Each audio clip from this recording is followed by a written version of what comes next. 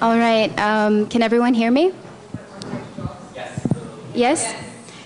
All right. So before we begin the panel for this evening, we were hoping to observe a moment of silence in hope for the best, at least for Troy Davis. And I think the latest news is just that he's been granted a delay, but not a stay. And so if we could have a moment of silence.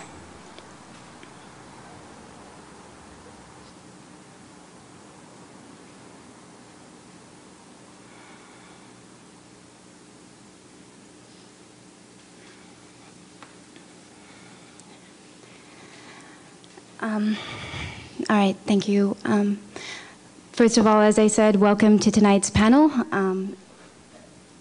the Brecht Forum, firstly, and to our panel, entitled The National Security State and the Muslim Question. Tonight's panel was organized by the Pakistan Solidarity Network. My name is Aisha Ghani. I'm a PSN Collective member, and I'll be your moderator for the evening. In conceiving of this panel, the Pakistan Solidarity Network aims to reflect upon the last decade, 10 years not since 9/11, but rather 10 years of 9/11. A decade marked by law enforcement policies and security measures premised upon what can only be described as racist assumptions about who Muslims are and who they can be, namely a national security threat. In an attempt to challenge this unjust and certainly inaccurate imaginary, our panel focuses on the voices of those most personally affected by law and policy since 9/11. Each of our panelists tonight has a loved one who has been convicted in a domestic terrorism case. Through their cases, we'll get at issues such as, and the list is long, targeting and entrapment, the use of informants and agent provocateurs, the criminalization of Muslim charitable giving, the widening scope of the material support statute, pre- and post-trial solitary confinement, the re-establishment of special administrative measures, and the secret creation of communication management units. Importantly, we'll also discuss the role of radicalization theory in establishing the aforementioned policies and in legitimizing the racial profiling of Muslims in America more broadly. Before introducing our panelists, a brief word about myself. As mentioned, my name is Aisha Ghani, and I'm a PhD student in the Department of Anthropology at Stanford. I'm currently conducting dissertation research that focuses on war on terror litigation in a range of domestic terrorism cases, as well as Guantanamo and Bagram-related cases. In examining this litigation, I attempt to understand how ideology in the war on terror shapes, limits, and determines the kinds of narratives that are articulated and heard in courts. In juxtaposition with these legal narratives, my research also attempts to understand how the stories of people like our panelists work in providing alternative narratives, narratives that belie the absences, tenuous assumptions, and messy conflations that often sustain the incomplete, even if official narratives of the national security state. So I'm proud to introduce tonight's panelists, not only as people with whom I engage in my research, but also as friends and colleagues in work that challenges those incomplete narratives of the state. I'll begin by introducing each of the panelists, starting with Alicia McWilliams. Hi, everybody. So Alicia is the aunt of David Williams, one of the men recently sentenced to 25 years in the entrapment case of the Newburgh Four. Since the arrest of the Newburgh Four, Alicia has been actively raising awareness about the misuse of targeting, entrapment, and informants in the case involving her nephew and beyond. Alicia's story and the Newburgh Four case are also featured in the Center for Human Rights and Global Justice's recently released report, Targeted and Entrapped: Manufacturing the Homegrown Threat. To my left is Faisal Hashmi. Faisal is the brother of Fahad Hashmi, a man convicted on charges of material support in 2010. Prior to his conviction, Fahad Hashmi was held in pre-trial solitary confinement and under special administrative measures for over 3 years. Since his brother's arrest, Faisal Hashmi has been involved in a public campaign to raise awareness about pre-trial solitary confinement, SAMs, and the widening scope of the material support statute. Faisal is also the founder of the Muslim Justice Initiative, an organization that works to protect the civil rights of Muslims in America. And last but certainly not least, to my right, is Noor Elahi, the daughter of Ghassan Elahi, chairman of the Holy Land Foundation, which was once the largest Muslim charity in the nation. In 2009, Ghassan Elahi was sentenced to 65 years in prison on charges of providing material support to Hamas. Noor has been actively involved in speaking about her father's case, in addition to raising awareness about communications management units, where her father is currently being held. She's also currently writing a memoir about her family's experiences since the time of her father's arrest. So we'll begin with each of the panelists describing a little bit about themselves, well, telling us a little bit about themselves and the case that they're associated with. And then we're going to move on to a Q&A segment, firstly moderated by myself, and then we'll open up questions to the audience. Hi, my name is Alicia. You can establish that part, right? I'm the aunt of David Williams in the Newburgh 4 case. The case happened in 2009. Before you knew it, it was all over the TV, May 2009, on the 20th, that my nephew was a terrorist. All we seen was Homeland Security, the FBI. We were scared to death. We was in fear. We didn't know what to do. Within that week, when I went to Newburgh, and I found out it was an informant, I knew David couldn't have did nothing because David ain't had a pot to piss in or throw it out. David, no, really, he didn't have no money to do anything of that magnitude. So once I found out it was an informant,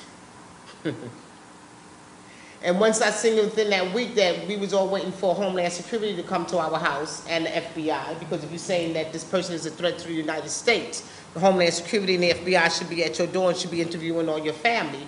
Once they didn't interview the mother, after they put on the show of kicking in her door and having this big jumping out of cars and air, out the sky in her house in Newburgh, I'm like, okay, they did all that. But I emailed the lawyer and I said, then why is no one interviewing us? Why is no one from Homeland Security or no one from the FBI interviewing us? And then that's when I know that the case was full of, I said I wasn't going to curse tonight. That's when I knew the case was full of it. And it's sad when your family member has to say, I got to fight for my family. We were scared to death, but somebody had to fight. Even in, what I say it now is fighting fear with a focus. And that's what I've been doing, fighting fear with a focus. There's still times you still get fearful, but we know that the government manufactured this crime, and it's sad that these men is going to be doing 25 to life if we don't keep fighting. And, like I told the reporter yesterday, he said, what you going to do? I'm going to keep using my voice. I'm going to use what God gave me, my voice, because they can't take that away unless they shoot me in my throat. I'm putting past the government after seeing this case. This case has been, I was so angry, and I'm still angry. I even bumped my therapy. I'm in therapy right now. I even bumped it from every 2 weeks to every Monday right now because I am very angry. I'm going to cry because now I can cry because the fight is over. Because when you're fighting, you just fight and you just keep going. But I am so angry with our government. I even was angry with the church. I even was angry with people because you've seen the injustice, what happened here, and people didn't take a stand. And I'm even angry, Troy Davis, God bless him, but I'm like, look at it, people pick and choose what they want to deal with. I done dealt with different coaches. I'm the only African American in these cases. And I have learned to love everybody. I met new family members. I'm learning how to deal with new coaches. I'm learning how to accept people for who they are. They accept me. I smoke. I cuss. I believe in God. I'm a warrior. I cuss, smoke, and pray. Amen. But I'm going to fight this case all the way. And let's be keeping it real. I got a family to protect. And I'm next to the oldest. And I took the stand to say, y'all stay behind me. Some of them stay behind because they feel David was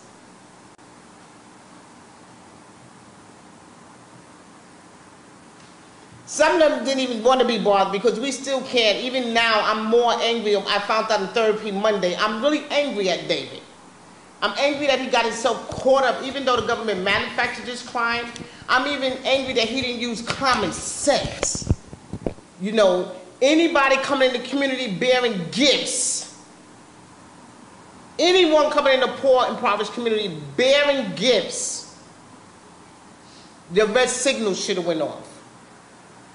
And being that they was targeting Muslims, this has opened up my eyes to how many cases. I didn't know about her case. I didn't know about the 465. I didn't know about his case until we all start coming together and we all start speaking. And we still got fights. We got ways to go. We got a lot to go, because this injustice, this is a case that should have never happened right here on American soil.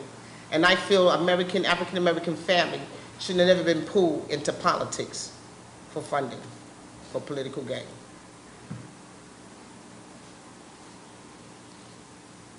Noor, do you want to go next? Sure.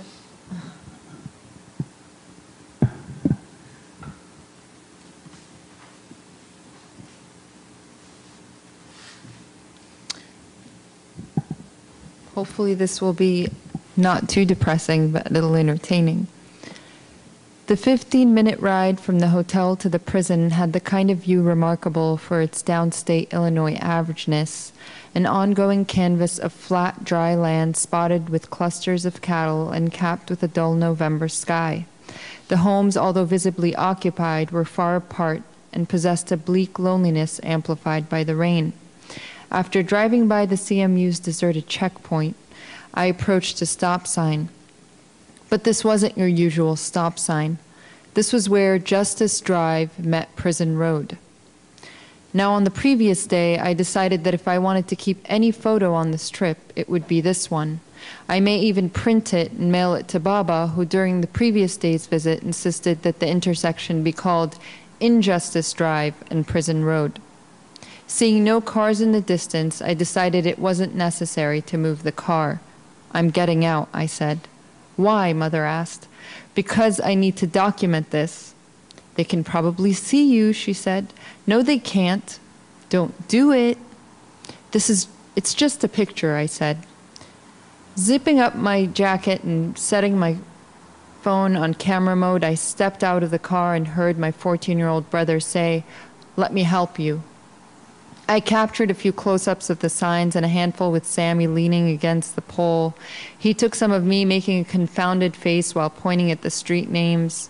We then raced back to the rental car, feeling uplifted despite being soaking wet. Mother asked me if I was satisfied, and Teta said I was unbelievable, upon which I flaunted a big grin.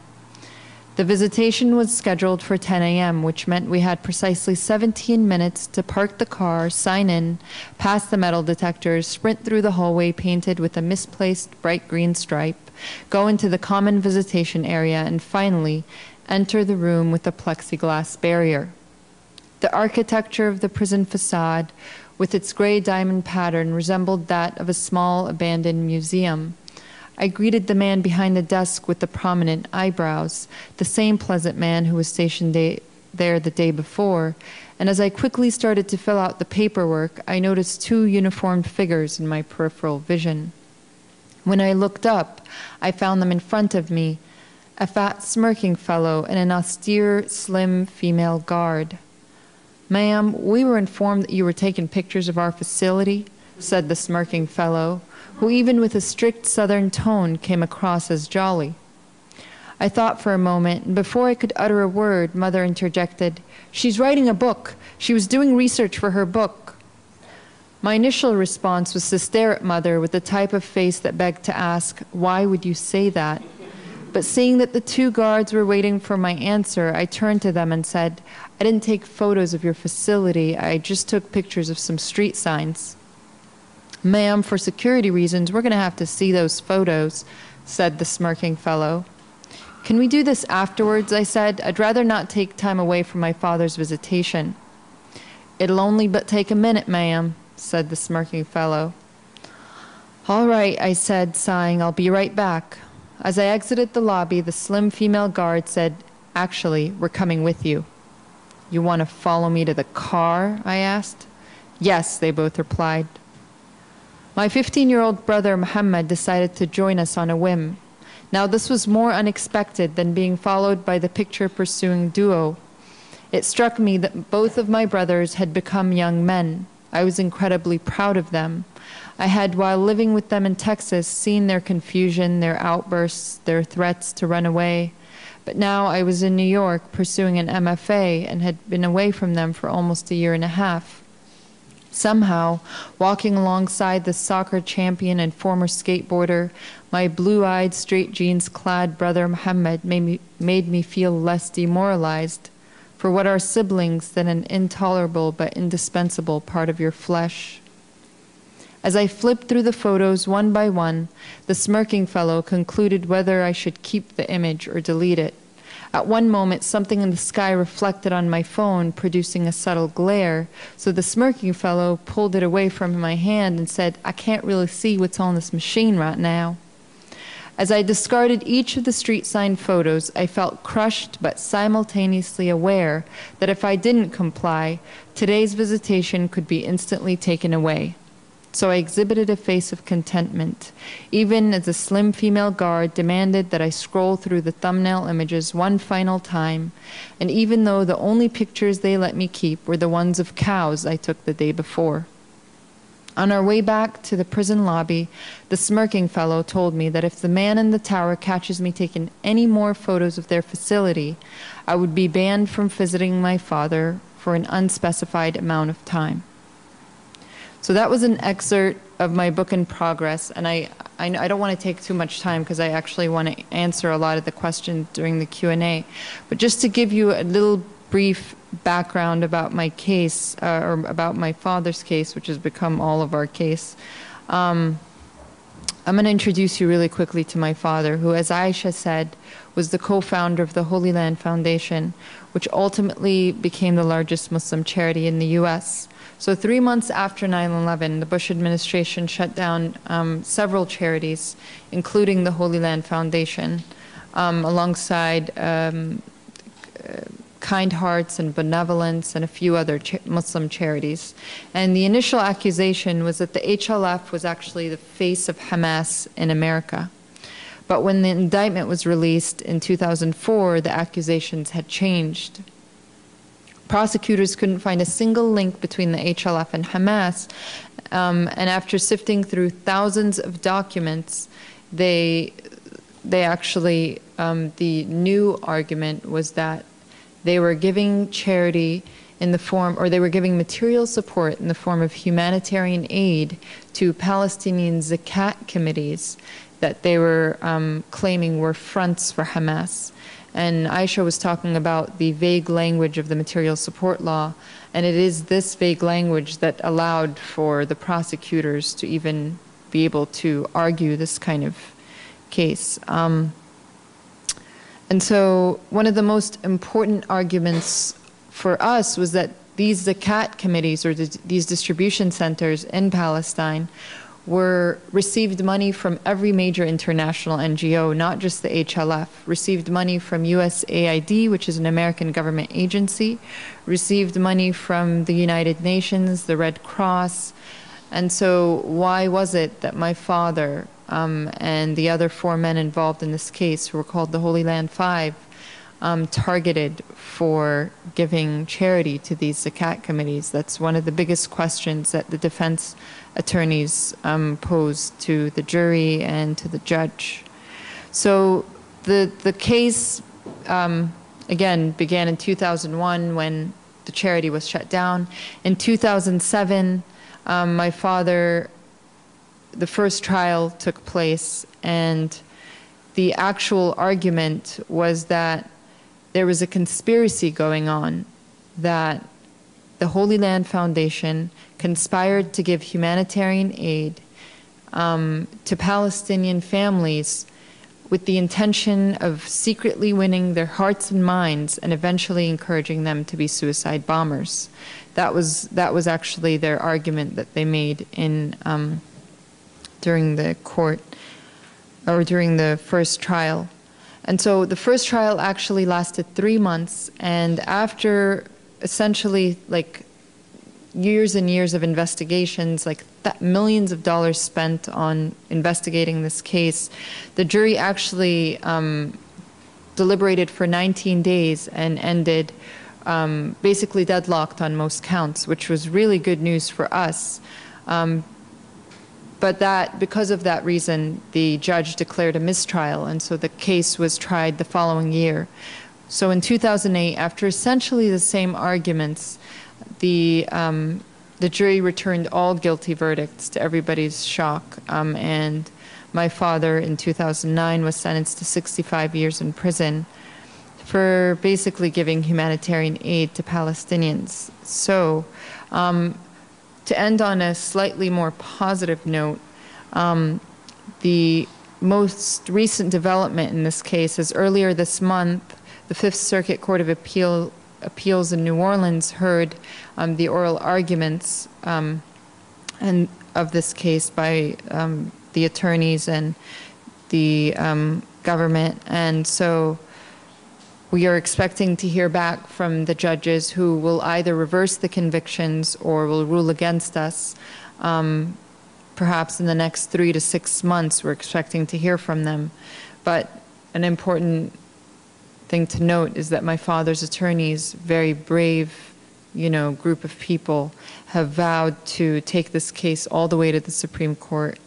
And many people have vowed to keep speaking out and have vowed to keep just advocating for people like my father, people like all, both of these families as well as other, until, things change and until these laws are revisited. So I'm going to say a lot more during the Q&A. We'll get into more details, but I hope that gives you a good idea of what my father's case was about, and just kind of hope that you see the world through my eyes through that excerpt that I read. Thank you. Faisal, would you like the mic?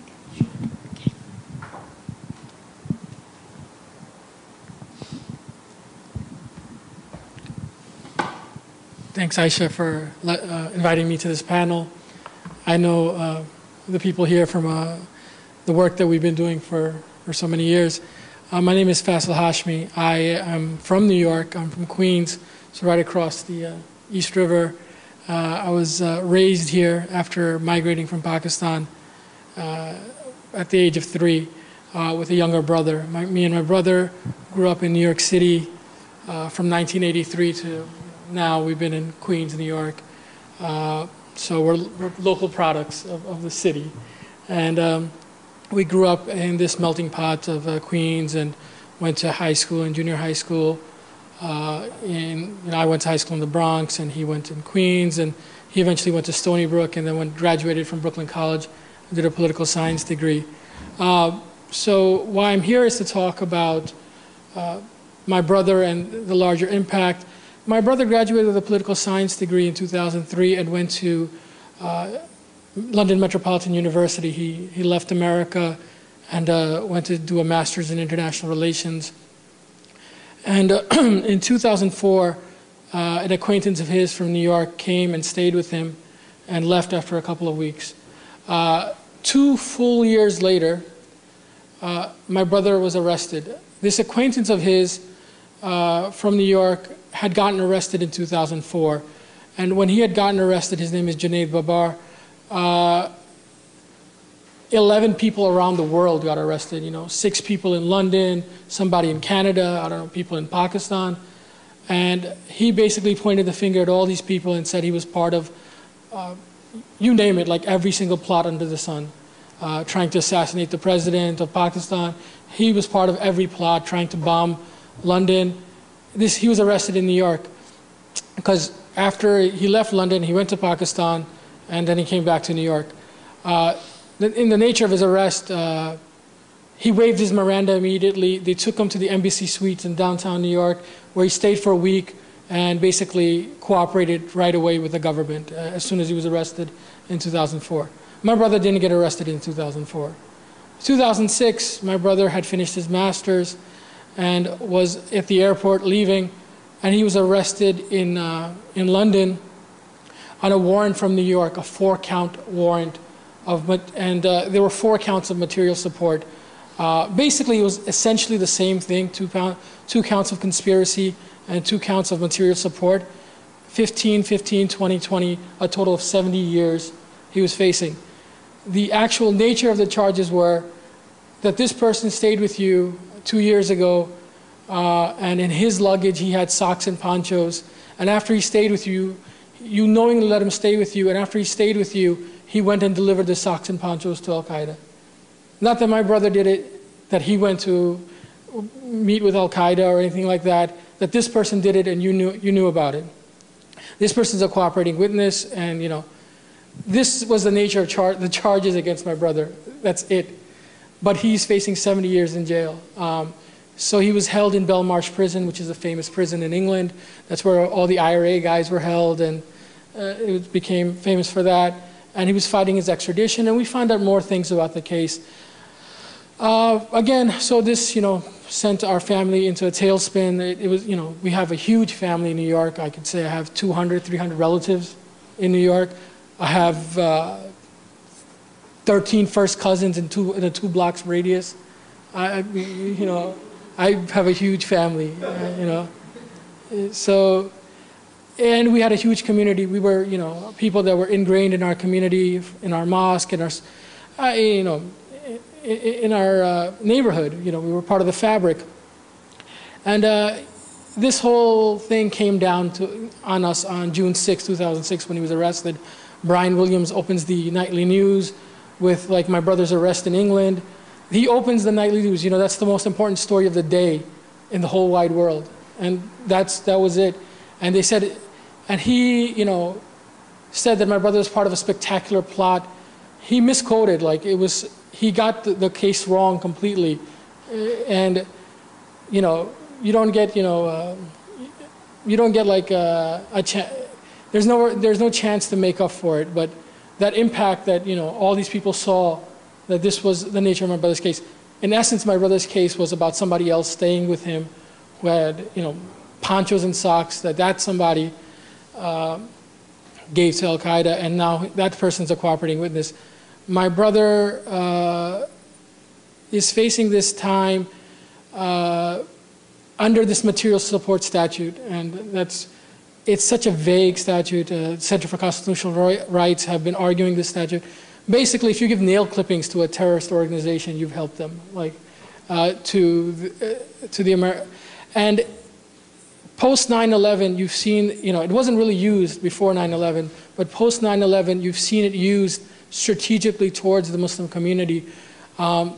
It's systematic and comprehensive, the various tactics used and these various cases. The 3 of us represent 3 different type of cases. Hers is a complete entrapment case, beginning to end. The informant had done the same thing 2 years prior in another case in Albany. Noor's case and her father's case is about the criminalization of charity giving, and how, the giving of charity will, reap benefit for Hamas eventually, or something to that effect, because, and and my case is about how socks are going to help the Taliban, and literally. So my brother fought extradition for a year and then came over to America, and he was held at MCC New York in the special housing unit in solitary confinement. And for the first 3 months, we had weekly visits with him as a family. We've never had a contact visit with him. The Attorney General of America signed special administrative measures which were used on Sheikh Omar Abdurrahman. These are extraordinary measures that are used, and they started off because somebody from a criminal organization, Latin Kings, had ordered a hit from jail and had people killed. It's applied to them. So this was applied to my brother. These extraordinary measures were applied to him, where his communication, his visitation, his radio was taken away, his humanity was taken away. And it's systematic. It's a part of a playbook and a formula. To give you an idea of his conditions, he was in solitary confinement for 23 hours a day, and the 1 hour that he wasn't, he was exercising in a cage internally. He couldn't take a shower by closing the curtains. He's not allowed to talk out loud to the next cell. So this was the type of conditions he was in, all under the presumption of innocence from 2007 when he came to America. And he was held pre-trial in these extraordinary conditions for 3 years, which we fought legally, but famously the judge said, these are administrative, not punitive. And 3 different attorney generals signed off on these conditions, these special administrative measures. Where my brother ranks into, the variety of cases, it's ridiculous, like the actual nature of the charges. But these charges and the use of these, the use of the law in this way is part of the genius of lawyers and the Department of Justice. It's part of how they interpret things and how they're keeping you safe by stopping plots like Newburgh and, stymieing Holy Land Foundation. And my brother was an activist, unabashed. My brother talked against and railed against U.S. foreign policy when he was in America, when he was in England. And, all these things would fall under what you call the First Amendment. But, what we're living under is how the government and how specifically the Department of Justice and these U.S. attorneys and this Joint Terrorism Task Force sees Muslims through the prism of evil. And that's it. There's a good Muslim and a bad Muslim, and most Muslims fall under bad Muslims. You've recently read the Mother Jones pieces about informants, and the AP article came out, and this is a revelation to many people. But if you read Christopher Dickey's book 2 years ago in Securing the City, he names the same people and says the same infrastructure has existed for years. So it's just been popularized at the moment. So my brother's case evolved for 3 years. We had raised a lot of community support. We raised a lot of support amongst the academic community. We garnered, it was different than most cases because it had this appeal. And we had gotten a lot of people behind us. We had vigils. We had positive news articles that don't exist for many of these cases. And we worked towards doing that in a systematic way, in a comprehensive way. And the year or two before my brother's trial was set, they severely curtailed our visits. What they said we were supposed to have, we didn't even get that. So we had like 1 or 2 visits in a year before his trial, and he was completely in the dark. And we had 3 privately retained attorneys, and the day before his trial, there was a big momentum, for his trial. One quick thing was the U.S. attorneys filed a motion to have an anonymous jury, which is a jury that's not sequestered exactly, but comes in under heavy security and leaves under heavy security, and their names are never known, or something to that effect. It's that they create this state of fear with the jury that's normally not done with juries. They put a motion out because they said that we were getting too much support and we were having too many people. There was a poster with a fist saying, "Come support 500 at 500 Pearl Street." Have 500 people show up to 500 Pearl Street, and they filed a motion 3 days before the trial to say there's for an anonymous jury to happen. The judge passed it. In the motion, they said it's obvious if you look at the crowd of people that are going to come witness this. They will share my brother's jihadi tendencies. And this was a mixed crowd of people, and this is in the motion. Unbeknownst to us, at the last minute, my brother took a plea deal. He wasn't convicted. He took a plea deal for 15 years for the charges. He had already spent 4 years in jail. So 15 years in government mathematics translates to 12 and a half years, which translates to 8 more years in jail for him. So as opposed to 65 years or 70 years or 25 years. And it came as a shock to us.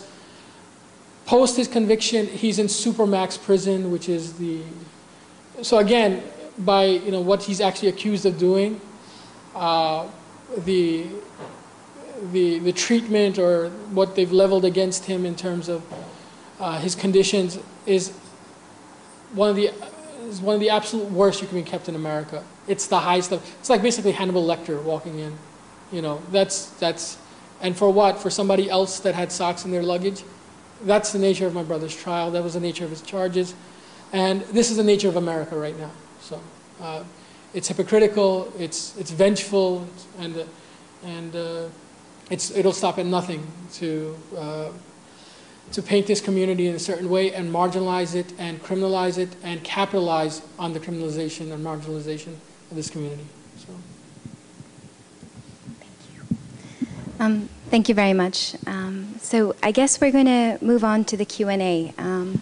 I guess one of the things I did want to say about the material support statute is after the Humanitarian Law Project, which it's a case that went to the Supreme Court, and as Faisal mentioned, CCR was representing, was counsel in that case. And one of the things that has happened as a result of the Supreme Court's decision is that it's actually not the content of one's speech, but the act of speaking to people that the U.S. determines are not the right kinds of people that is being criminalized. So it's not what you say to them, but it's a mere act that you associated with them, right? That you said anything at all, right? So you could be saying, hey, listen, I don't think this is a cool idea.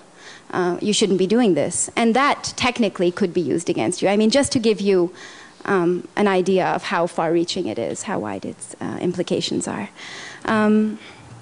So I don't know if this is a relevant question anymore because some of you have answered it and some of you might want to take it up in more detail. But I guess the first question is, in each of the cases we're discussing tonight, the government has used questionable techniques to ensure convictions. Can you describe what some of those have been in your specific cases? Well, in the Newburgh 4 case, the only witness was the informant. The tactics that they used in the 2 months was mainly the missile, you know, the C4, the secret tapes, you know, but I like how they kept the informant in the back and had the guys sitting where you could see the guys, you know, and some of the tapes you can hear the informant saying, no, it got to be the synagogue. You know, we got to blow up the synagogue. And then you'll hear James Carmody saying, but we don't want to hurt nobody. So they sliced and diced, because I have the tapes from the courts, and I'm like, wow, they only used what they wanted people, and the media plays a part too, I got to say. I found out about the media, I found out about our government. That's what I'm in therapy right now, I swear to God, because I really get angry. You know, that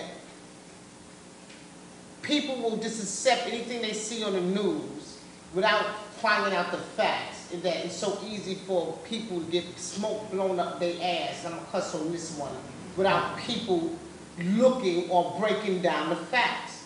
Even in court, I even asked Karen Greenberg, I'm like, all you're seeing is the informant driving. I mean, I don't know how much tactics is that using. You just see the informant driving, the guys in the back, because none of them got a license, none of them can drive. I'm like, okay, Dunkin' Donuts. I'm like, oh, okay. This is the case? I mean, you don't hear no one talking no intelligence in its case, but no, honestly, I'm like, this shouldn't even be, they better not make movies of it. I'm telling you. All you do is seeing them eating and driving. I'm like, okay, so where's the intelligent part? Where's the substance? Where's the substance from the men? I'm like, oh, okay, driving, instead of driving Miss Daisy, he's driving 4 goddamn black fools around. No, honestly. You know, but the jury brought it. The jury brought it. The jury brought it and didn't inform it. I'm like, all right. And the tactics of what could have happened if the explosion, you know, if the bombs went off, you know, that's what the jury brought. You know, our case was different. I just thought it was a waste of taxpayer dollars and money, and how they did the spin, and how the prosecutors and the judge knew that the informant lied for 2 months. She knew it. You know, Vassetti and them did a good job. What happens when your client gets charged with the unthinkable? These lawyers, and then the lawyers, they did the best they could, because this case has never happened in New York. Terrorism, people being charged with terrorism. So they didn't really know what to do. And can you speak about the necessity for Muslim men to join the plot? Well, that's what he said. He said in the transcripts, they was going after, in the 302s in the transcript, James Carmody was trying to get him drug dealers. Because the informant was planning the community since 2007, and they visited the mosques. And he said, no, I don't want drug dealers. They have to be Muslims. They have to be Muslim brothers. So I'm like, okay, the initial was to go after the imam and his son. So being that they didn't get the imam and his son, and he found James Carmody, so after being in Newburgh since 2007, he had to make a case since 2009. And he felt a loudmouth talking James, you know. And David, he said he's a Muslim. I said, okay, we say you're Muslim, you're Muslim. The point of the matter is that David was introduced to Islam when he was 8 by his grandmother, okay? So, yes, he did visit the mosque. Was he really a Muslim? Did he get on the prayer rug? Did he practice? No, he was a jailhouse. Every time they go to jail, they become Muslim because either you want to deal with the Bloods or you want to deal with the gangs. So they become Muslim and they convert to Islam. You know, whatever reasons he converted to Islam, that's his reason. But he was not, to me, you're not real, you know, people, you know. But the point of the matter is the government pulling them into this plot and this script, because it was scripted. The whole case was scripted. It's unbelievable to me. This whole case is unbelievable to me. And how people handled it and how people didn't come out is unbelievable to me. You know, and injustice is injustice. This is about being a human being. This is not about our color. This is not about our religion. This is about us. It's about religion, but it's more so about this is of humans. We're dealing with humans, and what they're doing with Muslims, and I say any religion, but what I'm seeing what they're doing, what our government doing, and going after Muslim is sickening to me. You know, I go to church on Sundays. My faith might not be like you. I still drinking, I still cuss, and I still smoke cigarettes. But that's me. You know, who are you to judge me? Only God can judge me. You know, but I don't knock other people's religion. I respect everybody's religion. So for the government to be using, we're going after Muslims since post 9/11. If they and them had no association with their moms, we wouldn't have had the Newburgh 4. It wouldn't be no Newburgh 4.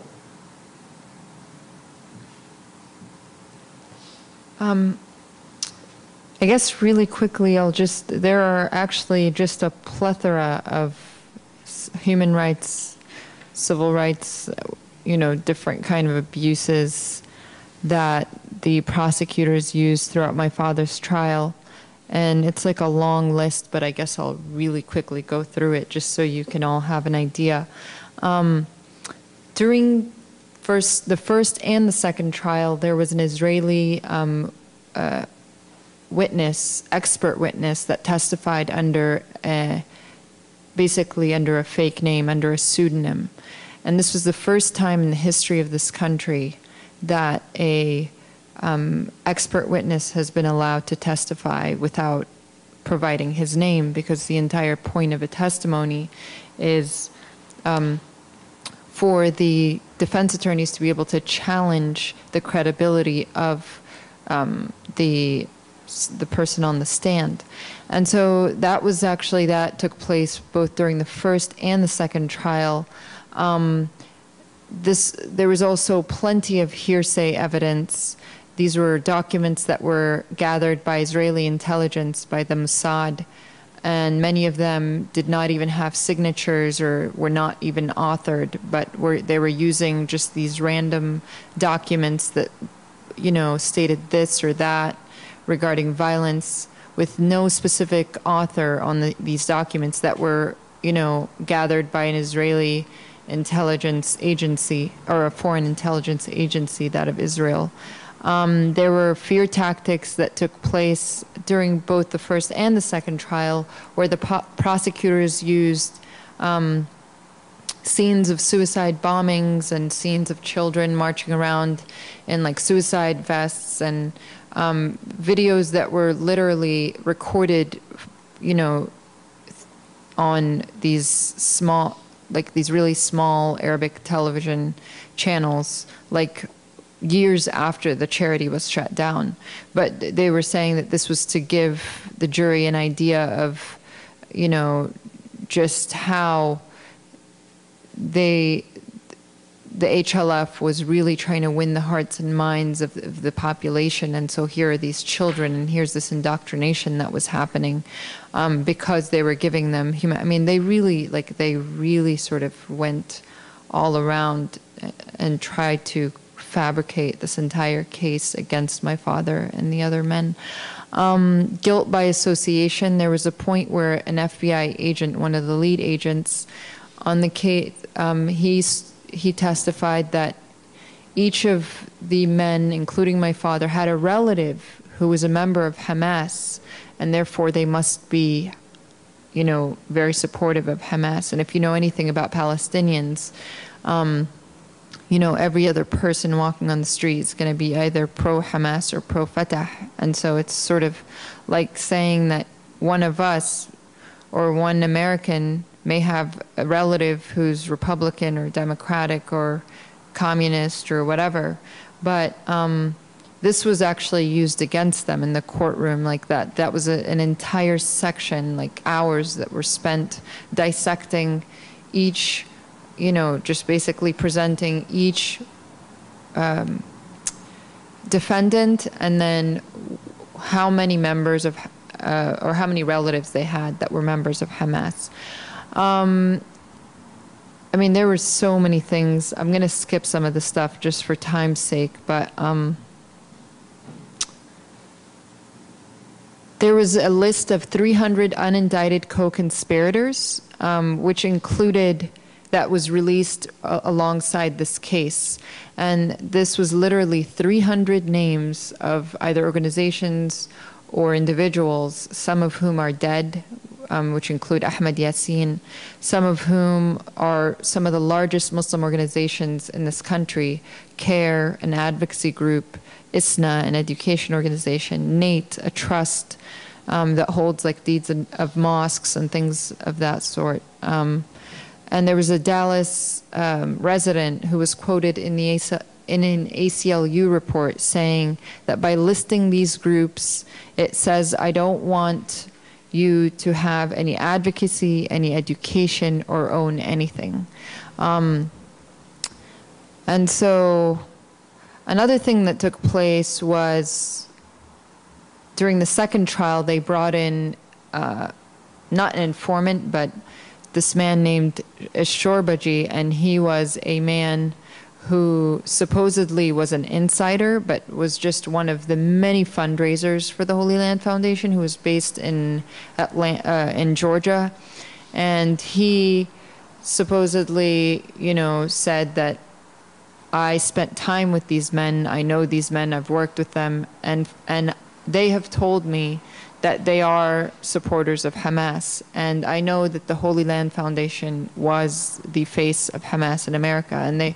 And he had done many things that had gotten him in trouble, including scheming his boss, you know, hundreds of thousands of dollars, and was put in prison for many, many years, and was then, you know, told that if you cooperate with us, we will bring down your sentence. And I believe this was one of the last cases that he testified in to release himself, and is now living in this country with his family, and is no longer, to my knowledge, in prison. And a lot of these actually were argued during the appeal, a lot of these points. But on the other hand, the judge deemed the HLF, you know, showing videos demonstrating like the kind of work that the HLF did as irrelevant. So just to show you what was happening in the courtroom and the dynamic, and so these were the tactics that were used against my father and the Holy Land Five. Do you want to? Three things.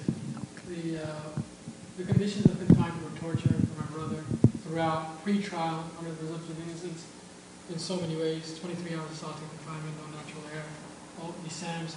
Second, SIPA and secret evidence. He wasn't allowed to see the evidence against him because so much of it was classified, and his lawyers had to get CIA clearance, which is again, how are you supposed to defend yourself if you can't see, the evidence?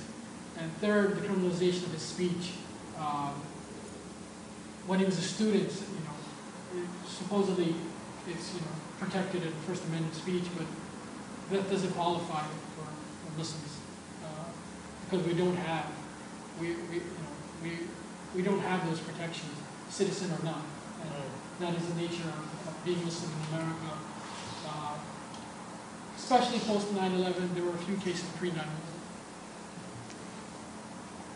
Thank you very much. So the next question is about the role of radicalization theory, I guess, in each of your cases. Sorry. I'm sure that by now the audience has heard the recent news concerning the use of radicalization theory in the FBI's training manual. But just to provide some examples of what radicalization theory is and how it influences, or rather premises, law enforcement strategy, I'm going to read out two examples, and one of them come from FBI materials recently released. Spencer Ackerman at the Danger Room has been reporting on this. And the other goes back to 2007, and I'll cite from the NYPD's radicalization report. So in the FBI's training material, there's a section on Muslim charitable giving. And according to this manual, zakat, commonly thought to be charitable almsgiving, is actually an asymmetrical warfare funding mechanism devoted to jihad. According to the NYPD's radicalization report, we're given some tips on how to spot a radical. And this gives you an idea of just how absurd the knowledge that's being produced is. Typical signatures include A, giving up cigarettes, drinking, gambling, and urban hip-hop gangster clothes. B, wearing traditional Islamic clothing, growing a beard. C, becoming involved in social activism and community issues. Right. So I guess, confounding as it is, I do want to ask you guys about your thoughts on radicalization theory and its impact on your cases. My brother is one of the poster boys in the radicalization report. Absolutely. In that particular report we're talking about. Right. And it's just this sorry. It's just I knew that. It had to be done. I don't believe I can do it. We just killed a, yeah. There are limits to my He's reporting the government. So fun. So again, to the extent, my brother is, again, in the report as like, and he railing in speeches and all that stuff. Again, it's marginalizing and criminalizing what's supposed to be protected and what's not. I was in a courtroom this year in Boston for a Tariq Mahenda's case, and his is a ridiculous case that's going to trial in a month. Just at so many different levels, it's ridiculous. So Tariq Mahenda is a doctorate of pharmacy from Boston. His father is a pharmacy professor, his brother is a pharmacist as well. The U.S. attorney, assistant U.S. attorney gets up and he goes, everything he does is under the prison of radicalization. His pursuit of a pharmacy degree is jihad. What can you do? A pharmacy degree, nothing, because it's that prism. And that prism is seeing everything evil, and it's a hatred toward it, because they work to do you in, like a Tariq Mahenda, like my brother, like Hassan Alashi or David Williams. Absolutely. Alicia? I'm still thinking what to say. Oh, all right. I can. And- So, I guess this kind of thing has been happening for quite some time. And I told you, the story of my father began in 2001, but that's only because I only had that much time to actually, tell you about that. But it actually started way before 2001. And in fact, these theories began way before 2001. And throughout the early 90s, there were politicians, including Chuck Schumer, Eliot Spitzer, coincidentally, who got caught with that prostitution ring, Anthony Weiner, coincidentally, who just got caught with, what was it, that virtual, whatever. Anyways, these politicians, pro-Israeli lobbyists, tried to pressure the Justice Department, the State Department, into really shutting down the charity, trying to draw connections between the Holy Land Foundation and Hamas, tried to pressure the IRS to revoke the nonprofit status of the Holy Land Foundation. And this was actually happening throughout the 90s, and there were pro-Israeli lobby groups, including the Anti-Defamation League and AIPAC, who kept coming out with reports. And then the media, of course, indulged in all of this, and the New York Times and the Dallas Morning News began writing articles saying, quoting these ADL officials or these AIPAC officials and these politicians. And suddenly there was this huge, relentless defamation campaign against the Holy Land Foundation throughout the 90s. And it's all a part of this radicalization, theory that it's all a part of this global terrorism network that exists, that, that these folks seek to replace, the Constitution with Sharia law. And, I have the Holy Land Foundation on Google Alerts, and so almost on a daily basis, I get and almost every day I still see these connections being made, and it's incredible how it's still going on, but it's been happening for more than, at least 2 decades.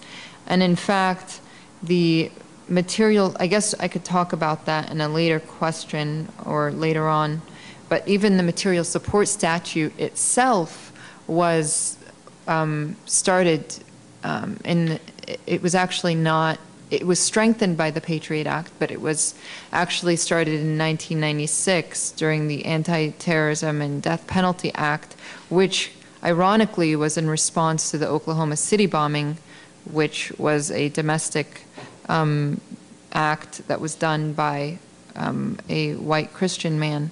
But, and coincidentally, also, the person who drafted that law, the Anti-Terrorism Death Penalty Act, was New York Senator Chuck Schumer, who was the same person in the 1990s who, quote, called for a, quote, federal investigation of the, quote, financial ties between HLF and Hamas. So once you really just start to look at the facts and put them all together, it really becomes this very clear puzzle, I think. Absolutely.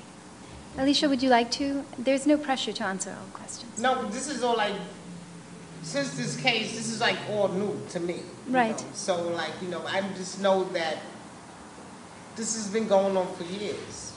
This has been going, now you just see the bigger picture. You just see the bigger picture. Even like with the Newburgh 4 case, I'm like, it's ties to what's going on in Pakistan. It's bigger what's going on in Israel.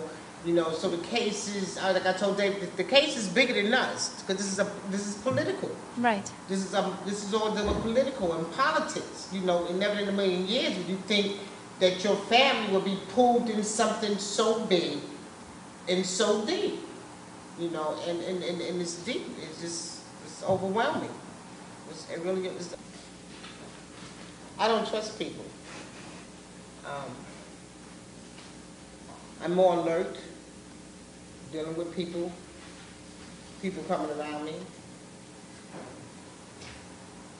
I'm very angry. That's like I said, I had to bump my therapist from every 2 weeks to every week, because I know me.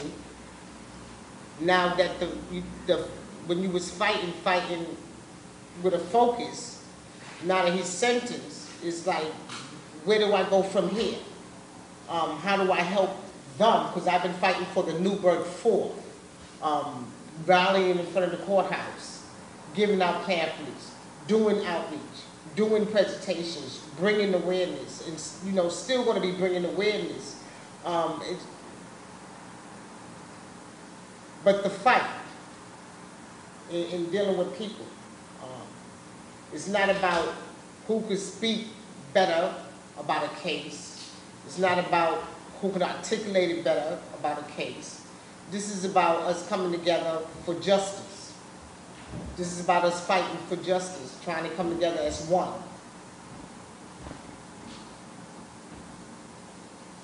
Every time I see a person on the train in a suit and I'm going down Brooklyn Bridge, I swear to God, I want to smack the shit out of somebody. That's why I swear to God. That's why I put myself in therapy. I ain't lying, because that's how angry I am. Every time I see a person in a suit, in some shiny damn shoes, my jaws get tight. I'm here to train. No, really. And that's psychologically, my jaws get tight, and I be looking at the person like he was a man in the FBI sitting in that courtroom for 2 months. And I'd sing and thank God I got a lovely doctor. She was like, you need to go to mental health. You need to see someone before you explode. You would never think that this would happen right here, never on American soil, where you have a whole family paralyzed. You got your aunts and them paralyzed. You got your family that we got families that cut their ties with us. You got people that, let you, why would he want to be a terrorist? Like, you got to look at the whole story. This was a trap, I even went and met with the rabbi the first week. Why I went and set an appointment and met with the rabbi? Because I'm an African-American woman and I don't fear no one. And I wanted him to know that our family was not brought up that way. We are women and we do the best we can. We don't have no men in our family. We do the best we can with what we got. We have come from the drug area. Ain't no shame about that. We come from the streets. I come from the drug area. I didn't get my life together for the government to shit on my family. We don't have no mother. We don't have no uncles. We survived the wars right here in the streets in the crack hit the area. So when we change our life, not for you to come and shit on our family and use our family, not your own American people. So I got a big problem with that. Like I wrote Obama, is this a new form of slavery where you selling us off for political gain? So I got a big problem with that. And I'm going to be angry for a while. I'm angry at this government. I'm angry at the United States. I'm angry at that you're using a religion. So we might as well all throw our Bibles in the streets along with the Qurans.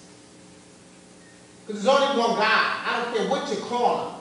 Because he was a split up. There's only one. Allah, God, whatever you want to call him. We all have our own belief. But when you start using a religion to use it for hate, and to create insomnia among a nation, it's supposed to be the land of freedom opportunities. People come over here, not to be used in a plot, like Laguerre. Welcome, Laguerre. He's Haitian. Welcome to America, because you was used too. A schizophrenic. I'm angry at the mental health community. So as I'm saying, you can't choose and pick what you want to fight. Injustice is injustice. What they use is COINTEL all over again with the use of informants. This that you gave a new twist. Terrorism. Just like you would have the Martin Luther King. Malcolm X. Our government been doing shit for a long time. And I'm sorry to say, your damn 2 twin towers went down. Call it for what it is. But you always doing shit over other places. Bombing. Dropping drones. Fighting. Want oil. So as I said, it's bigger than us. So when somebody came over here and tapped your ass, you don't know what to do. So you came with the Patriot Act. Nobody read it. Fear, everybody signed off. And this is what we have post 9/11. A bunch of bullshit. That's turkey this to everybody in the spin tail. I to walk in fear. I will not turn and look behind my back. That's why I keep speaking out. Because you're going to do what you're going to do it. Bring it. I come from the streets. And I have plenty of wars in the streets. That's why I got the damn scars on my face. But if somebody come over here to fight, I'll be the first one to get down and fight too. But you ain't going to be using my family in this manner. You know? So I try to keep your balance when you're dealing with people, when you don't want to just smack the shit out of people. No, honestly, my patience have got this thing with dealing with people. You know, I done watched the bullshit you did with the Newburgh 4. I watched how you manufacture that. I watched how the media, nobody reported the story the way it's supposed to be told. The spin tail. You ain't gonna be a journalist, don't come in my damn face. So I've seen a lot of stuff this 2 years. And I've seen that my government is wicked. And nasty with it. Because for you to justify what you did in the Newburgh 4 case and in these cases, this government should be ashamed of its damn self. And that's what I told Obama too when I wrote his ass. Be ashamed of yourself. I'm not going to sugarcoat nothing. Because like I said, I'm dealing for me and mine. You know. So, you know, when I don't come out to speak, I don't try to package myself in no nice way. Because ain't shit was nice. What just happened to us. They didn't package it when they wrote the script. They didn't give a damn about us. But they profiled us too.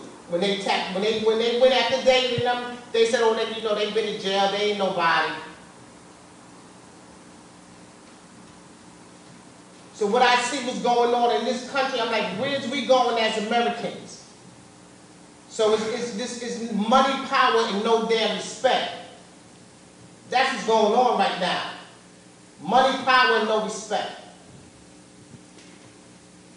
The United States should be a damn shame of itself. And I don't know why people want to bring their ass over here. No honesty. You know. Because no one should be able to be walking down the streets in fear. I ain't. You want to wear your jihad, your little thing, whatever you want to, you know, cover your face, that's fine with me. You want to walk around there, hey, that's fine with me. You say hi, I say hi. You treat me with respect, I treat you with respect. You know, I love you till you learn how to love yourself. You know? But for us to go after people, I just don't think it's right. And like I told the rabbi, you know the government was wrong. You was used just like we was used. The only difference is that you're getting funded and David's going to jail. That's it. And when I met the rabbi in July, I said, being that the whole case came out, you're still getting funding and David's going to jail.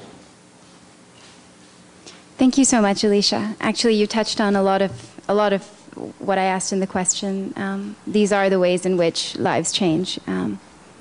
Anger, fear, a loss of hope, if you had any sense of hope, some idea of what this nation is supposed to be about, its claims about itself, used to feel true to you. I mean, it brings all of that into question. So thank you so much for articulating that. Noor? I guess I could start really quickly by talking about the arrest, and that took place in July of 2004, and there was a 7 a.m. knock at my door along with the 4 other doors in the country, or in the state of Texas, and I think in California, and anyways, the Holy Land 5, they were living, 1 in New Jersey, 1 in California, 3 in Texas. The FBI, all at the same time, as they like to do in this very cinematic way, approached these doors, knocked on, you know, gave that really hard, traumatic knock, a knock that will haunt you for the rest of your life. And they came into my home and didn't quite enter my home, but, you know, arrested my father. I saw him being pulled away. Thank God my brothers were sleeping at that point, didn't have to see all of that. This was back in 2004. I have 5 siblings, you know, and they were all there to not all of them witnessed it, but I was there and I saw it and I remember it, and it was very clear and I'll never forget it. And it's definitely traumatic, and it definitely stirs with your emotions, and it definitely, you know, just, I guess, reshifts your perspective on a lot of things. But my father that day told me something that I'll never forget. He said, "Keep your head up high, Baba, because your father did nothing wrong." And I'll never forget that. And, you know, it's definitely why until this moment I cannot sleep at night until I speak out, you know, against what's happening to him and advocate on his behalf. And, you know, as far as like work and college, and this has been happening for the last 10 years, you know, and I finished high school, I did my undergraduate degree, I did my graduate degree, all while this was happening. And I tried to sort of balance just my life with the trials, the, you know, the mistrials, the convictions, the sentencings, you know, just all of the proceedings. And, you know, to be honest, I've been dealing with a lot of people. I've been talking to about this case to a lot of people. And I feel like no matter where you come from, you know, no matter what background, no matter what racial, you know, or religious or any kind of background,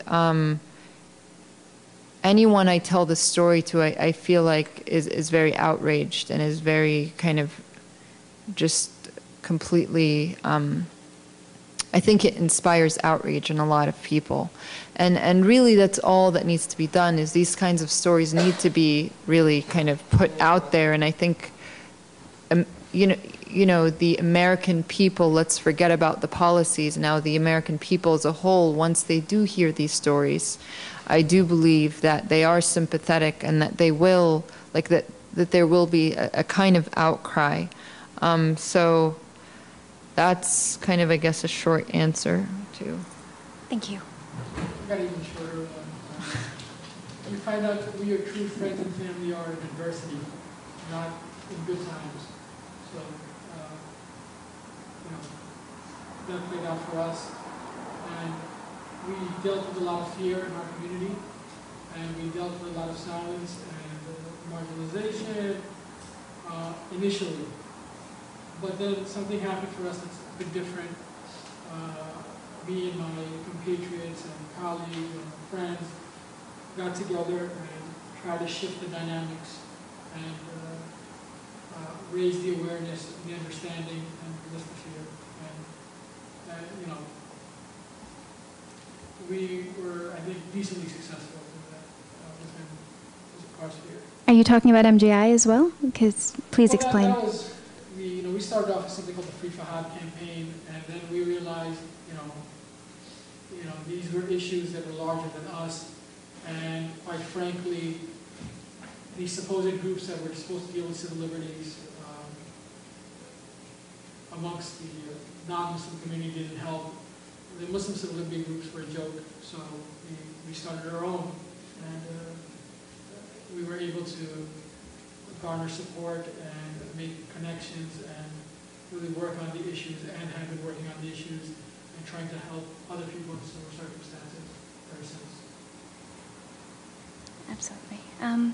I guess we will ask, maybe I'll ask one more question, and then we'll open it up, open the floor up for questions. And so if you guys feel comfortable talking about this, it would be helpful, actually, to learn something about how your loved ones are doing now, if you guys are able to visit them, and how you sustain communication with them. So if you guys can speak to that.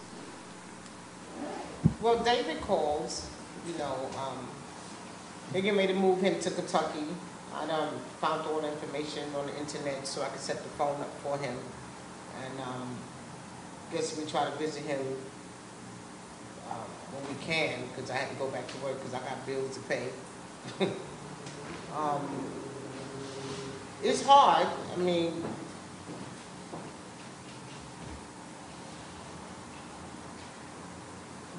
do I want to see? I'm keeping it real. I don't want to go see David.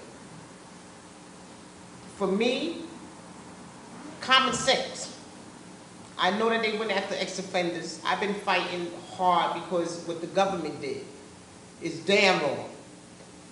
What they got, no, yes, David should have got time. He should have got 5 years for not having goddamn common sense to run like Flint when he's in that damn informant. And I'm keeping it real.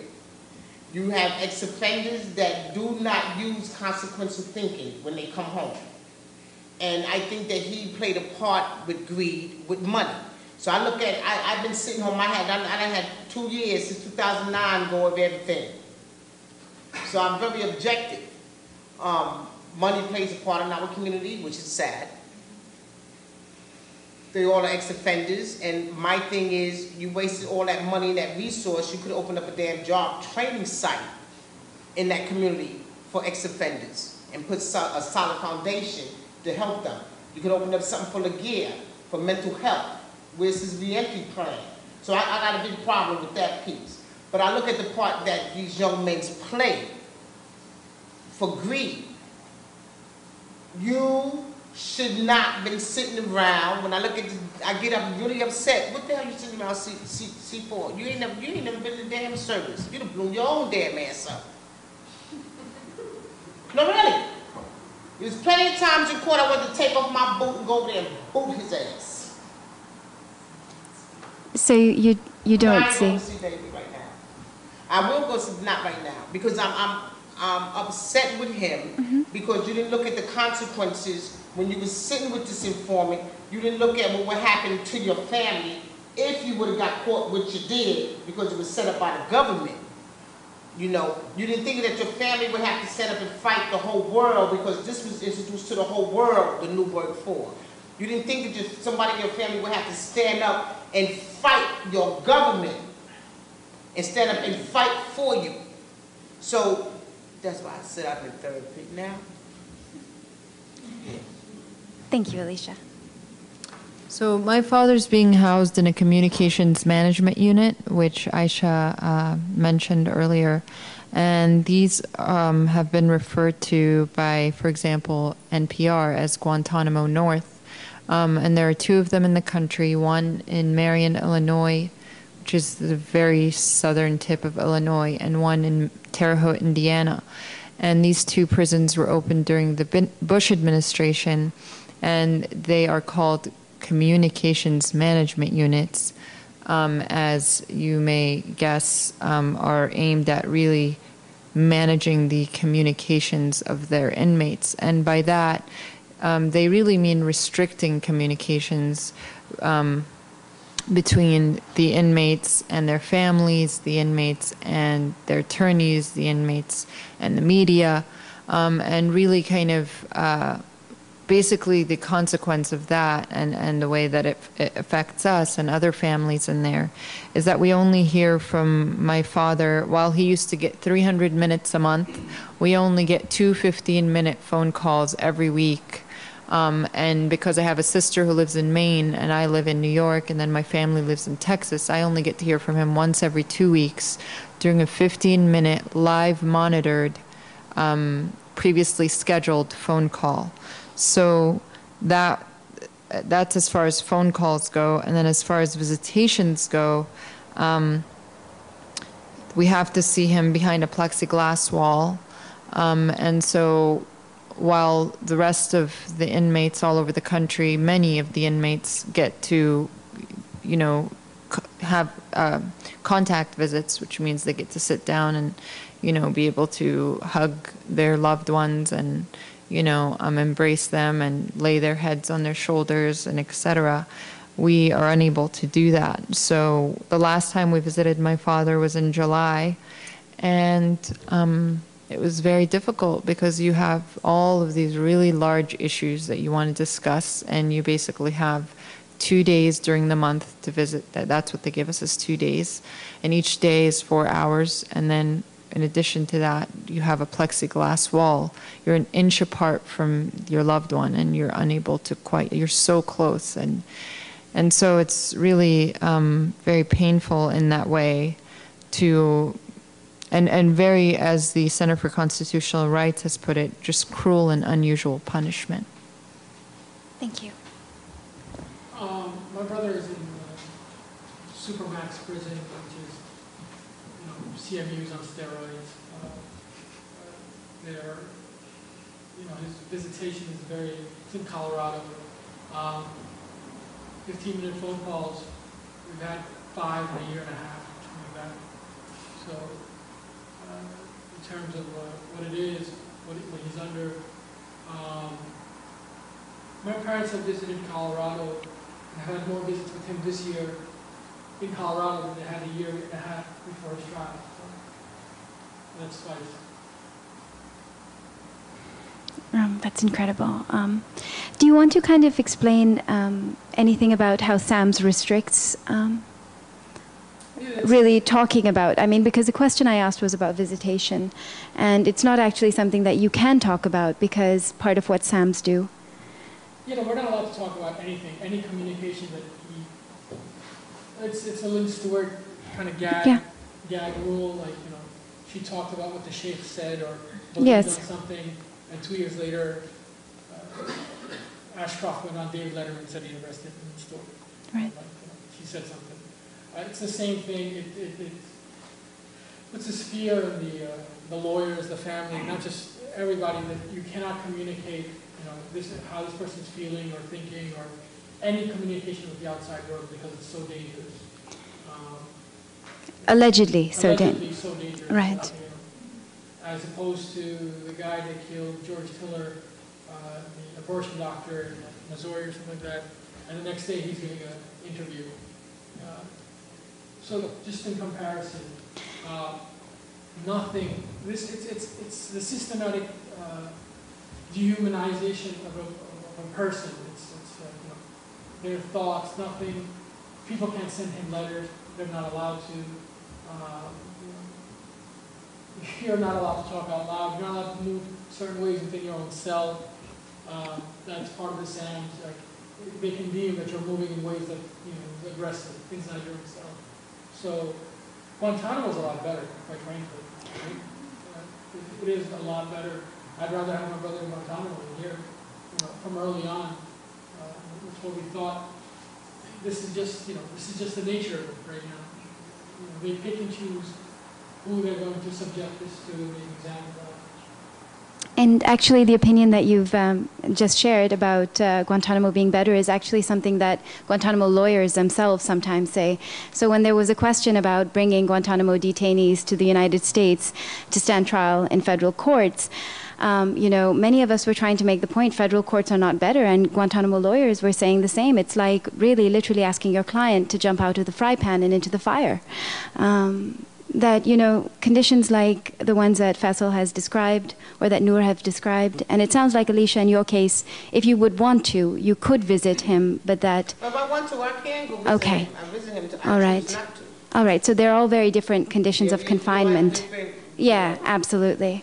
It would be interesting to think about why that is, how that is the case. And I guess the only last thing that I wanted to say about SAMS is that they not only isolate the prisoner, but then they isolate, the same logic is applied to everyone around them. So in this instance, for example, he can't share his grief. So there's a sense of isolation also for the family. It's not just, you were saying dehumanizing Fahad, but it's really the same, yeah. It just restricts you guys in so many ways, prohibits you in so many ways. But thank you so much. But we'll open it up to questions from the audience now.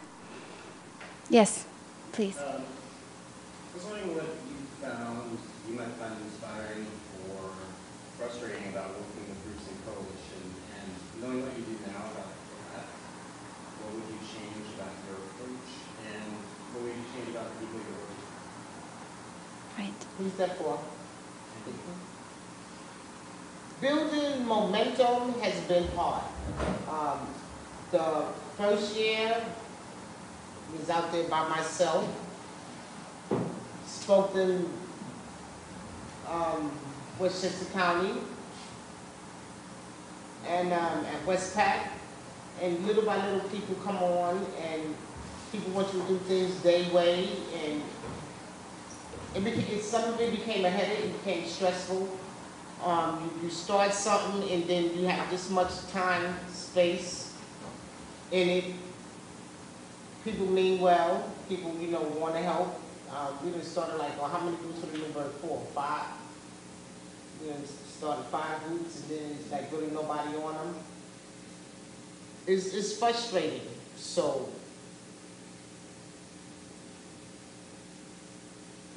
Like sincerity is the building blocks, right? Sincere people across the spectrum.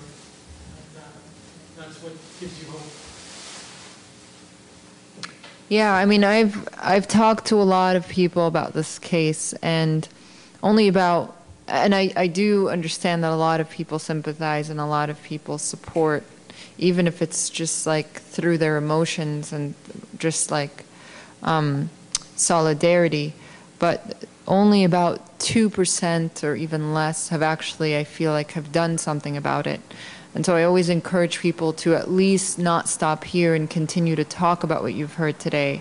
And that's really one of the strongest, most effective ways of, you know, just continuing the struggle and continuing to speak out and not forgetting about the people who are in these conditions. And, you know, one of the people who really kind of listened and felt like he wanted to do something about it was who has now become a good friend, Dave Eggers, and I wanted to encourage everyone to get this book if possible, but Dave Eggers is the founder of McSweeney's and is a Pulitzer Prize finalist, and also is the co-founder of Voice of Witness, which is a book series that is aimed at documenting social injustice through oral histories. And so the latest book that came out at the 10th anniversary of 9/11 is Patriot Acts, Narratives of Post-9/11 Injustice. And my father has a chapter in this book, and I would highly recommend, I mean, there's many chapters in here that are will really so eye-opening and so outrageous, and like you will find yourself really riding this emotional roller coaster while reading this book, but is also a very urgent book that I think really kind of represents where we are at this point in time, this very shameful moment in our history. But I guess what one can get from that is to never underestimate your voice as a human being and what you can really do to really kind of speak out against what's happening. Further questions? Andy? Yes. Yeah. Well, first I want to second what Noor said about that book. That was a key event where the editor spoke and some of the people being interviewed in the book, including Noor, and it's an incredible book. Very appreciative. I was thinking about other periods in our country's history and different categories of people that have been victimized, and then when Noor mentioned Chuck Schumer, it helped put some of that together, because I remember Chuck Schumer also for being the senator who supported Wall Street during the financial crisis. I mean, Obama was going to support Wall Street anyways, but Schumer was like the man in between, making sure that that was going to happen in a particular way. And he's also one of the most pro-Zionist and therefore pro-repression senators. And that made me think about the manufacturing titans who ran the labor spy rackets in the 30s, who used repression against union activists, and the mining barons who framed up Joe Hill and the other Wobblies, and the plantation owners who framed up black men for hundreds of years, and they're still doing it. And I'm not saying, that there's I don't want to be schematic and say there's always one particular wing of capital that's framing up one particular category of dissident, but to think that we should all think about why is the ruling class doing this today. And the answer in most of these cases is fairly simple, that the U.S. empire is on the run. It's losing in a variety of spheres overseas, and has to not only step up bombings and drone attacks overseas, but has to repress those here at home who would fight against it. And that makes me all the more glad that Tony Bennett said what he did the other day about how we were to blame for those wars, we being the people that run our wars. And the last thing, I'm sorry I've gone on for so long, but it's a very relevant event. There's a play coming up in October about Palestinian political prisoners, especially women political prisoners, so I'll pass that fire on.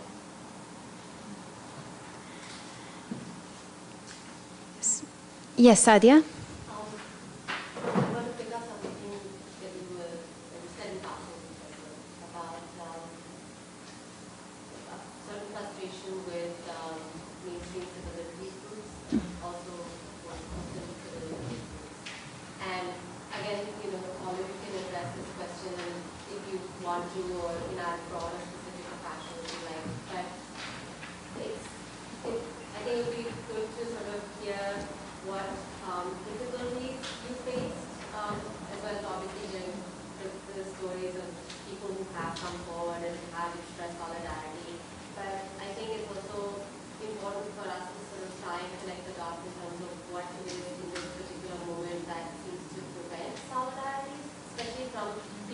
Right. You know, alliance and solidarity from, and I'm wondering if you want to speak to that. So we held a meeting with every single mainstream civil liberties group at CCR's offices, like a month before the trial or a few days before the trial. Human Rights Watch, Human Rights First, everybody, ACLU, the works. And you know, our thing was how bad the federal system was. And they were like, well, Guantanamo people should come to the federal system. They had blinders on. And they didn't, it didn't sit with them, or they didn't actualize what the Muslim experience in America has been domestically. They have been looking at Guantanamo and looking at black sites and looking at these things. But domestically, for the mainstream civil liberties group, outside of CCR and some stuff at Amnesty, it doesn't sit with them. They don't actualize it. They don't even fathom, you know, what it is to be going through the federal system. It just, they've got their blinders on, and they act in, or they hold opinions that are just blatantly wrong towards the federal system. In terms of Muslim civil liberties groups, for the most part, they're so busy cloaking themselves in a flag and saying, you know, hey, you know, we're Americans too. That's not who we are, personally, right? I have no interest in cloaking myself in the flag. I never did before my brother's arrest. I did my brother, and you know, proving that I'm American or wearing a pin or anything like that. I'm not. I am who I am. I have my beliefs. And in the West, period, Muslims in leadership positions are so happy they're here and not in like Karachi or Dhaka or Lahore. And I swear to you, it's so ingrained with them that they hate people that will mess that up for them. They literally hate from the bottom of their heart. They go, my kids have it good. I live in the suburbs. Don't mess up. Domestically, and especially you people over there, you suckers for not coming over and immigrating, right? And it's really like a passionate for them. So. The Dallas community overall has been very supportive, actually, because they all know my father and they know the other men involved, and have surprisingly overall, although there were people who definitely kind of stayed away and stopped their communications. But before my father went to prison, there was like this ginormous event that had like 1,000+ people gather in this hall, and my father and other members of the Holy Land Five each were embraced. Like there was actually a moment, like maybe 30 minutes, where the entire community stood in a long line, and each of them gave my father a hug, one by one, as well as the other members of the community.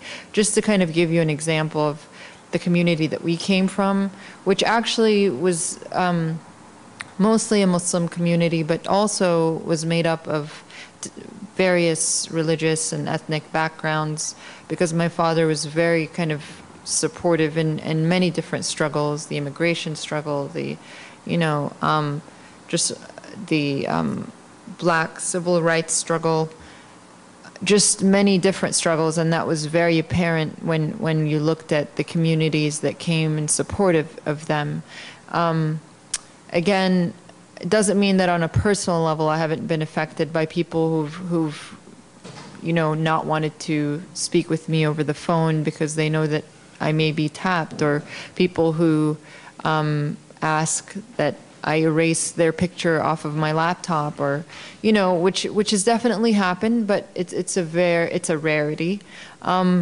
Also, you know, my inbox is always flooded with letters of support, my email inbox, but also throughout the trials, it was very interesting to see how I got every few days letters of extreme hate from people, you know, from all over the world. It was really interesting. But I do think that it varies, and I think my really good friend Layla Al-Aryan, who is the daughter of Sami Al-Aryan, who's the South Florida professor, Palestinian professor, who was actually went through a very similar situation and is now under house arrest, still his case undetermined. But they used to live in South Florida, and she's told me just nightmare stories about how, you know, he helped build an Islamic school, just to show you about kind of the variety of some of these cases in the communities and their responses to them. But he helped build an Islamic school in Florida, and his wife was employed by that Islamic school. And after he went to prison, the administration quietly went to his wife and told his wife, you need to, I mean, you need to just kind of quietly disappear from the school. The wife and kids would walk around in supermarkets and grocery stores and would find old friends who would look at them and then kind of turn their carts and walk away. And they were basically shunned from, I mean, almost shunned from the community, many of whom were so afraid that their perfect lives were going to be, you know, not perfect anymore if they were going to be associated with the Al-Aryan family. And so I think this kind of thing does exist. I think it existed throughout history. It existed even during the civil rights era, you know, and I think, yeah, during, as Faisal so eloquently put it, times of hardship, you do kind of see who really are your true kind of alliance and friends, and who isn't, and that's really kind of interesting. But yeah. Well, for me, when this happened, I called Amnesty USA, Human Watch groups. Woman at Amnesty USA said, what you want me to do? Be scared. Which she shouldn't, if a family member reaching out for you, you should have never told me that. You know, I didn't get no answers, even from the Constitution for Human Rights. I was basically left alone. So everybody that said they fight for human rights, I got no help. No help whatsoever. Footwork I did, council members, no help whatsoever. And still ain't getting no, that was last year, none of them still ain't called me back this year neither, right? So still ain't getting no help. So how do you connect the dots to get people who are supposed to be for the people to fight for the people on issues? That's where I'm at right now. How do you get people to stand up and own ownership and be responsible if you're sitting in them seats instead of just getting a check and being content just sitting down? You know, you gotta get up and you gotta work on the issues. That's where I'm at. So, like I said, you know, I sing a lot this year. I sing for the past 2 years. I sing a lot of bullshit. And I sing that well, we call it for what it is. I sing a lot. You know, what seems interesting in each of these cases is that because the kinds of charges are different, right? The issues are different. Alicia's case is an entrapment one, which is a hard sell in court, and it's a hard sell to civil liberties groups, right? Including the Muslim ones. Material support is not something, the material support cases is not something that everyone wants to get behind. while the criminalization of charitable giving, the racial profiling of Muslims, you know, every civil liberties group is going to say, of course, these are terrible things, it shouldn't be happening. So it's really interesting to see where these Muslim or not civil liberties organizations kind of, where the extents of their liberalism, where they demarcate that. And that's coming across really clearly through your cases. Does anyone else have any more questions? Yeah. More comment. Thank you so much for all the speakers. It's been a really great event.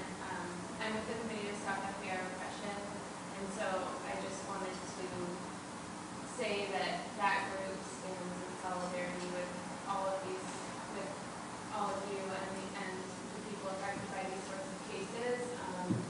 And the Committee to Stop FBI Repression was formed last year when some anti-war activists and other sorts of activists were raided by the FBI,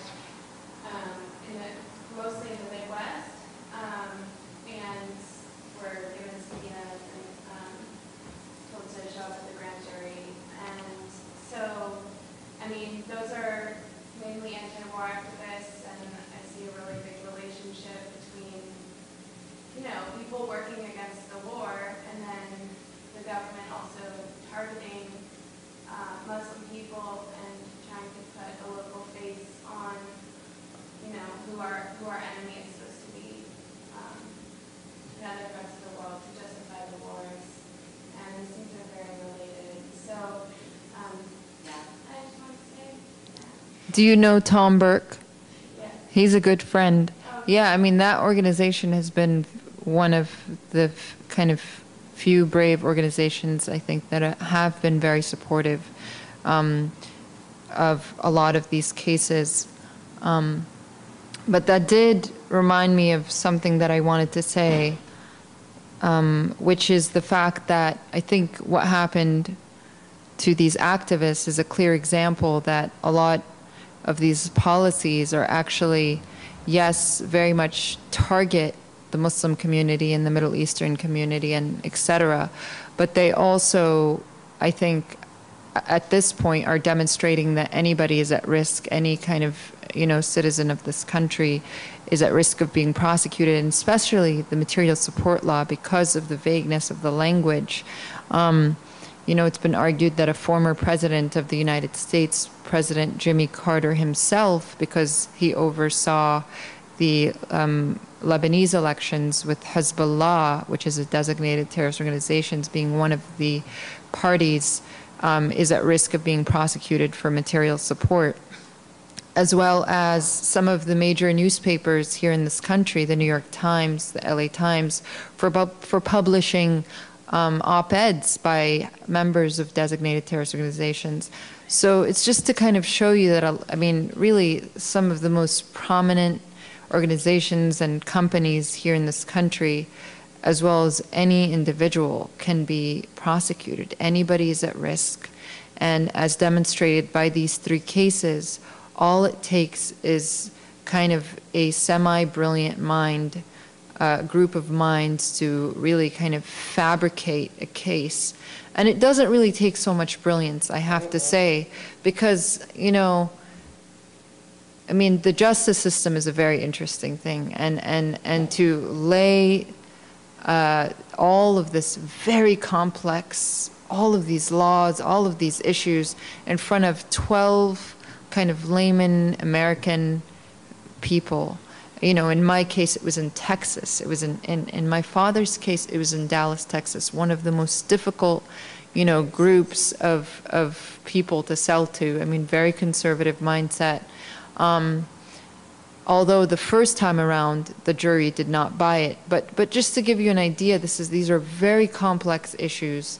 And then they, you know, what it takes is that there's this group of prosecutors who are probably being paid a lot of money to be able to fabricate these entire cases against these men who were very outspoken, not only in this country, but all over the world, and were very effective, or in David's case, people who are sort of these scapegoats who are going to be used to teach everyone else a lesson, to quiet everyone else down. So, yeah.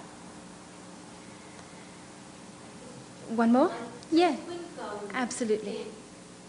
because I think when we hear about these stories, they seem so exceptional. Right.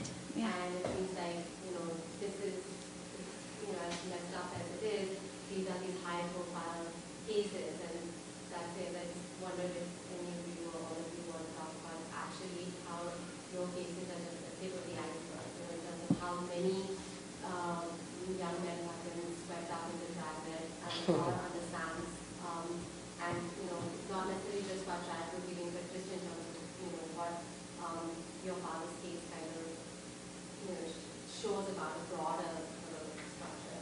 And then of course the FBI informants thing, just basically have a sense of how many cases are now coming to light.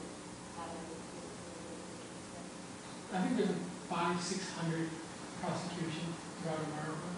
500-600. In remote places like Alaska, Benny Rockwell. Since Obama took over, there was a period last year, for like 10 months, there was a case of what qualifies as an entrapment case in Springfield, Illinois, to Baltimore, Maryland, to some guy in Portland, and like a case a month, which follows the same playbook. So, okay, if I'm here in Queens, New York, this is one case. Actually, in Queens, in Flushing, there's 4 cases. Najul Azazi, his co-defendants, and so, okay, fine. Pakistani, Afghani, Somali community, Minneapolis, San Diego, Palestinians. It's so broad, it's touched so many people that, trust me, you know somebody in some state that knows somebody. So it's that network, and that's systematic and comprehensive, and that's by design. Mm-hmm. I think this book really demonstrates that, there was like a white Midwestern graphic designer from, New York, I think, who's been affected by the Patriot Act. There's just people of various backgrounds, so all of this that we're talking about today, I think, is much larger than just me or anyone here. It's really, so many people are being affected by this. Just in the Dallas community alone, there were, several other people. If you look at the Dallas Muslim community about 20 years ago, or even 15 years ago, versus right now, all of the very outspoken, kind of advocates and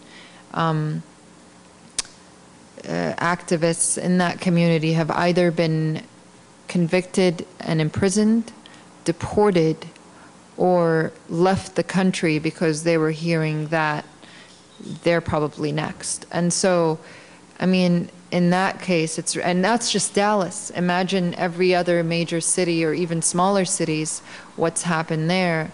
And so there's really been this kind of stripping down of many voices, and most of it is free speech. Most of these people have just been most of these organizations have become very prominent, have become very effective in alleviating suffering in parts of the world that, some groups of people don't necessarily want to see this kind of thing happening.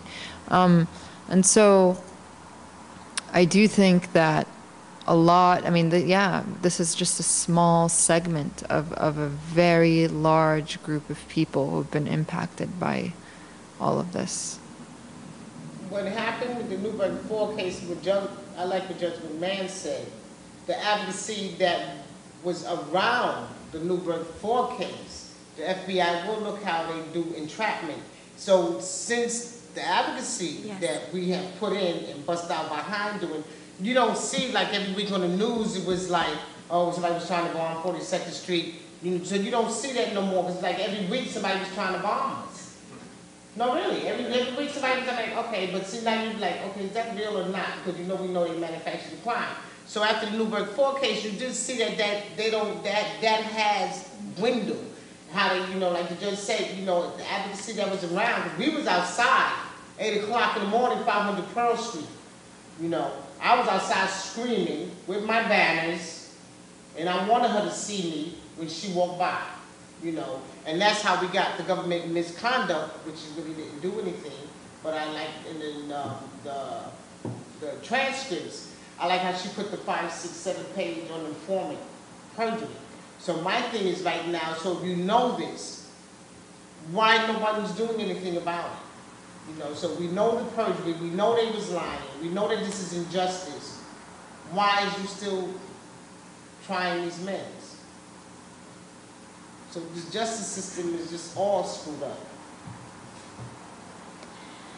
All right, I guess we're going to close for the evening, and I want to thank you guys, a heartfelt thank you from all of us at the Pakistan Solidarity Network, and I'm sure I'm speaking for the audience as well, for your generosity, both in terms of your time as well as for coming out here and having these difficult conversations with us, sharing your experiences with us. It really is an act of generosity. Thank you very much to the audience for coming. And one last plug, because our very own Sadia Toor has written a book. Recently, I believe it was recently released here in the US, right? September 13th, it became available. The State of Islam, Culture, and Cold War Politics in Pakistan. There'll be an event on September 28th at Alwan, which is the book launch, I believe, here, or a book talk, and Sadia will be speaking. So please do come out. Do you have any more details about it, Sadia? What time? 7:30 at Alwan for the arts. Do come out, support Sadia. Thank you guys.